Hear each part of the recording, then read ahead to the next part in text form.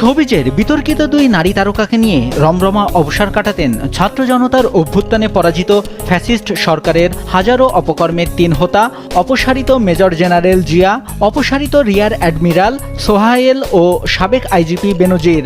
নিজেরাই শুধু লিপ্ত ছিলেন না অপকর্মে, তাদের ভোগবিলাসে নারী সরবরাহ করেও দুহাতে টাকা কামিয়েছেন এই দুই শোবিজ তারকা। তাদের একজন ৩-৪টি সিনেমার নায়িকা, কাজ করেছেন বেশ কিছু টিভি নাটকে, মাঝে মাঝে ছবি আঁকেন, কাক ভালোবাসেন, বইও লেখেন।